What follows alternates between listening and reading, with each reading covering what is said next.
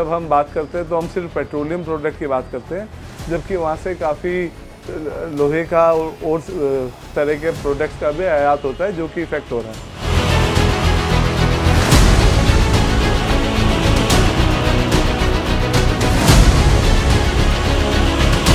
जो माल पहले 90 रुपये में आता था, आज 95 रुपये में खरीद कर ऑटोमेटिकली प्राइस बढ़ेगा तो कस्टमर कहता है जी प्राइस बढ़ रहा है, अच्छा जी मैं देखता हूँ आज लूँगा या नहीं लूँगा, तो ऑटोमेटिकली व्यापार कम होने लगता है।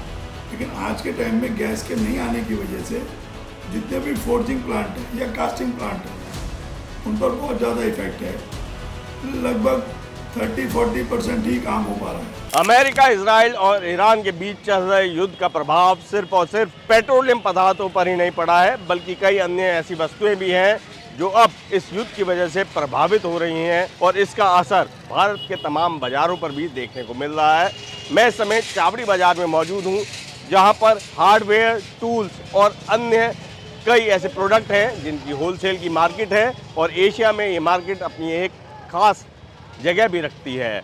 यहाँ के व्यापारियों से हम बात करेंगे और समझेंगे कि आखिर इस युद्ध की वजह से क्या प्रभाव उनके व्यापार पर पड़ा है और कितना जो रेट है किसी भी वस्तु का उसमें कितना फ़र्क आया है, या फिर जो सामान ये इंपोर्ट या एक्सपोर्ट करते हैं वो कितना प्रभावित हुआ है। इन सब बातों को समझने के लिए हम यहीं के जो मार्केट एसोसिएशन है या फिर जो व्यापारी हैं उनके पास चलते हैं। सर, अभी ये जो गल्फ डिस्टर्ब चल रहा है, जो वॉर चल रही है ईरान की यूएस और इजराइल के साथ, तो इससे हमारे देश पर ख़ासतौर पे जो आपका टूल्स का या आयरन का हार्डवेयर का बात करें, इस बिज़नेस पे क्या इम्पैक्ट आ रहा है?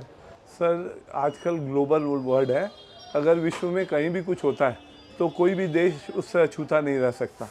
यही हाल हमारे ट्रेड का भी है। हम लोग सिर्फ जब हम बात करते हैं तो हम सिर्फ पेट्रोलियम प्रोडक्ट की बात करते हैं, जबकि वहाँ से काफ़ी लोहे का और तरह के प्रोडक्ट्स का भी आयात होता है, जो कि इफ़ेक्ट हो रहा है। हमारे यहाँ हमारे प्रोडक्ट्स में चाहे वो हार्डवेयर हो, चाहे वो सैनिटरी हो, हार्डवेयर में लोहा महंगा होने की वजह से, रॉ मटेरियल महंगा होने से रेट्स काफ़ी बढ़ गए हैं।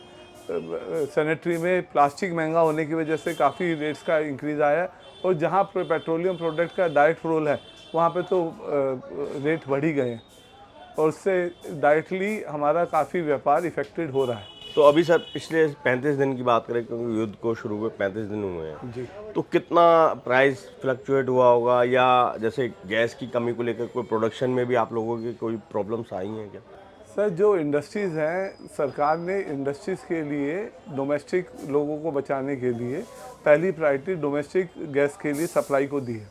उससे कमर्शियल के लिए जो इंडस्ट्रीज़ हैं उनको गैस सप्लाई में प्रॉब्लम आ रही है। हम लोग जो चावड़ी बाज़ार में बैठे हैं, हम लोग कोई मैन्युफैक्चरर नहीं है, ज़्यादातर लोग हम लोग ट्रेडर हैं। तो जहाँ से हमको मटेरियल आता है वहाँ पे गैस की कमी से, फर्नेस नहीं चलने की वजह से मैन्युफैक्चरिंग नहीं हो पा रही है, उससे हमारा व्यापार डायरेक्टली इफेक्ट हो ही रहा है। अगर गैस किसी भी हमारे जो व्यापार में या पेट्रोलियम प्रोडक्ट जो हमारे व्यापार में, हम लोगों को डायरेक्टली इफेक्ट करता ही है। और सर, अगर ये युद्ध अभी किसी को नहीं पता है कि कितना लंबा चले कितना ना चले, तो अगर बहुत लंबा एक खिंच जाता है तो क्या दुष्प्रभाव हमारे देश को झेलने पड़ सकते हैं? सर, अभी तो सरकार ने देखिए जैसे पेट्रोलियम को मेंटेन कर रखा है, कल को अगर पेट्रोलियम पे भी इसका इफेक्ट आएगा अगर युद्ध लंबा चलेगा तो, और अगर लंबा युद्ध चलने वाला है तो कहीं ना कहीं आज हम लोग जो हैं उससे डायरेक्ट इफेक्ट में आएंगे। हमारे जितना लंबा युद्ध उतना किसी भी पूरे विश्व के लिए, हम लोग तो एक छोटे से व्यापारी हैं, अपने दिल्ली में बैठे हैं, लेकिन पूरे विश्व में इसका इफेक्ट आपको दिखेगा ही दिखेगा, तो हम भी उससे अछूते नहीं रह सकते। होता क्या है, जैसे प्राइस राइज हुई, डॉलर की मूवमेंट बहुत इम्पैक्ट करती है। आज डॉलर स्ट्रेंथन हो रहा है, 95 रुपये तक चला गया। जब 95 रुपये तक जाएगा तो ऑटोमेटिकली जो एक्सपोर्ट है उसको फ़ायदा होता है। इंपोर्ट अगर हम करते हैं तो वहाँ हमें प्रॉब्लम है। जो माल पहले 90 रुपये में आता था, आज 95 रुपये में खरीद कर ऑटोमेटिकली प्राइस बढ़ेगा तो कस्टमर कहता है जी प्राइस बढ़ रहा है, अच्छा जी मैं देखता हूँ आज लूँगा या नहीं लूँगा, तो ऑटोमेटिकली व्यापार कम होने लगता है। और सर, आप अगर अपने मैन्युफैक्चरिंग के लिए कोई चीज़ इंपोर्ट करते हैं तो क्या स्ट्रेट ऑफ हॉर्मुज से भी उसका रूट संबंधित है? मेटल्स वगैरह बहुत चीज़ें आती हैं जी, मेटल्स आते हैं, गैस का भी काफ़ी काम होता है। जैसे हमारी इंडस्ट्री है, वहाँ पे कटिंग का काम होता है, मेटल को काटते हैं, उसके लिए गैस कटिंग की दरकार होती है और गैस बहुत ज़रूरी होती है। अगर गैस नहीं मिलेगी कमर्शियल गैस तो ऑटोमेटिकली हमें काम बंद करना पड़ेगा, और बहुत सारी इंडस्ट्रीज़ इस वजह से भी बंद हो रही है। अभी फिलहाल बंद है उनमें, मतलब उनमें बहुत सारी इंडस्ट्रीज जो मेटल गैस के कंसर्न है उनसे बहुत सारी इंडस्ट्री बंद है आज के डेट में। ओके, तो इस वजह से सर कुछ प्राइस राइज भी हुआ है? प्राइस हाइक होगा सर, जब डॉलर की मूवमेंट है, गैस के अंदर आपको प्रॉब्लम आ रही है तो ऑटोमेटिकली प्राइस हाइक होगा ही होगा सर। तो इस 35 दिन में सर कितना प्रभाव आपके बिजनेस पे आया, मतलब एज ए कस्टमर लोगों का कम हुआ है आना, या आप लोगों की सेल में कोई फ़र्क पड़ा है? बिल्कुल है, सेल में कम हुई है सर, सेल्स बिल्कुल कम हुई है, इसमें कोई दो राय नहीं है, क्योंकि जब प्राइस ज़्यादा होगा, कस्टमर नहीं आएगा तो सेल्स ऑटोमेटिकली इम्पैक्ट आएगा सेल्स पे, और ये सब चीज़ें हैं। सर क्या रीज़न है जो अभी जो सैनिटरी के हार्डवेयर के जो प्रोडक्ट्स हैं और जो टूल्स हैं, ये कॉस्ट इनकी बढ़ गई है, इसके क्या रीज़न है? और ये जो वार चल रहा है गल्फ में, इसकी वजह से भी क्या कोई इम्पैक्ट आया है आपके बिज़नेस पे? जी, बहुत ज़्यादा इफेक्ट आया है। इनके दो मुख्य कारण मैं आपको बताऊं। एक तो जो है कमर्शियल गैस का ना उपलब्ध होना या कम उपलब्ध होना, उसकी वजह से आज के टाइम में पोल्यूशन की वजह से जो भट्टियाँ, जो कास्टिंग हमारी पहले डीजल से होती थी, तो वो सब गैस पे शिफ्ट हो चुकी थी, क्योंकि गैस इजीली अवेलेबल थी और सस्ती भी पड़ती थी। लेकिन आज के टाइम में गैस के नहीं आने की वजह से जितने भी फोर्जिंग प्लांट है या कास्टिंग प्लांट है, उन पर बहुत ज़्यादा इफेक्ट है। लगभग 30-40% ही काम हो पा रहा है। उसकी वजह से जब कास्टिंग का नहीं मिल पाएगा तो मशीनिंग भी नहीं होंगी। इसकी वजह से एक तो प्रोडक्शन कम हो गई, कॉस्ट उनके ऊपर जो फिक्स एक्सपेंसेस हैं, रेंट है, लेबर का खर्चा है, इलेक्ट्रिसिटी है, वो खर्चे एज इट इज़ हैं। तो फिक्स एक्सपेंसेस सेम होने की वजह से और वेरिएबल एक्सपेंसेस बढ़ने की वजह से रॉ मटेरियल महंगे हुए। दूसरा कारण ये हुआ कि जो माल बाहर से आ रहे थे, जो रॉ मटेरियल्स बाहर से आने थे, जो मिडल ईस्ट साइड से आने थे या उस साइड से जो हरमुज होते हुए आते थे माल, वो सभी बाजार के अंदर शॉर्ट है। इस समय गवर्नमेंट का फोकस पेट्रोल, डीजल और गैस पर है, रॉ मटेरियल्स के ऊपर इस समय उनका ध्यान नहीं है। तो जो भी वहाँ से हमारे शिप निकल रहे हैं वो गैस के, डीजल के या पेट्रोल के ही आ पा रहे हैं। हमारे जो रॉ मटेरियल्स हैं वो या तो वहाँ से दूसरे रूट से आ रहे हैं, लॉन्ग रूट से आने की वजह से उनके कार्टेज में की भी लागत बढ़ गई, तो रॉ मटेरियल भी हमारे महंगे हो गए।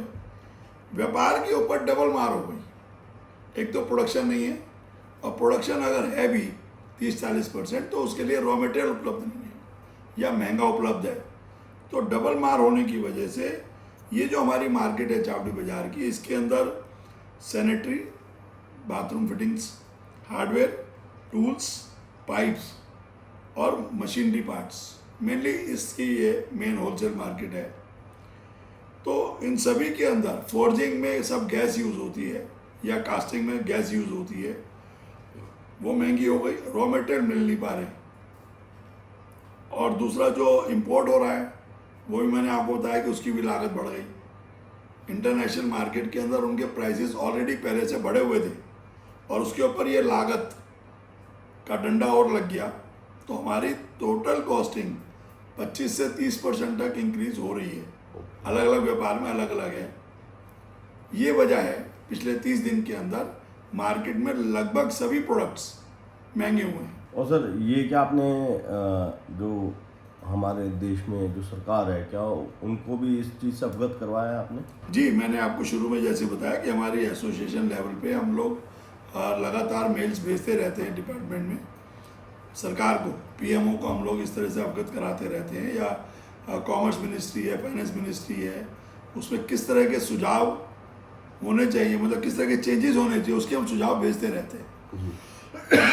हमारे प्रधान श्री बलदेव गुप्ता जी इस बारे में बहुत ज़्यादा जागृत है, और वो समय समय पर व्यापारियों की जो चिंताएं हैं, जो प्रॉब्लम्स हैं, वो लगातार पीएमओ को और फाइनेंस मिनिस्ट्री को अवगत कराते रहते हैं।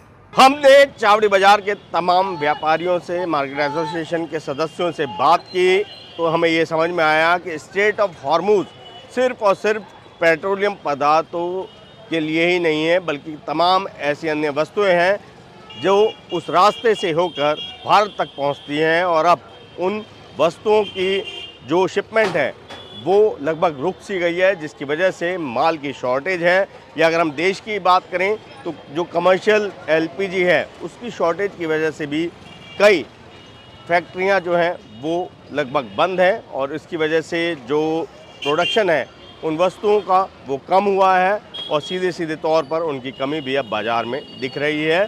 कई वस्तुएं ऐसी भी हैं जिनका जो कॉस्ट है वो बीते 35 दिनों में 30 से 40% तक बढ़ गई हैं और इसका सीधा असर अब व्यापार पर भी देखने को मिल रहा है। तमाम व्यापारियों ने हमसे बात करते हुए यही कहा है कि ये युद्ध जल्द से जल्द समाप्त होना चाहिए। बेशक भारत इसमें डायरेक्ट या इनडायरेक्ट कहीं पे भी लिप्त नहीं है, लेकिन क्योंकि आज का जो समय है वो ग्लोबल वर्ल्ड का समय है और कोई एक देश भी अगर किसी भी चीज़ से ग्रस्त होता है तो उसका प्रभाव पूरे विश्व पर पड़ता है और उसी प्रभाव को अब भारत का व्यापारी भी झेल रहा है।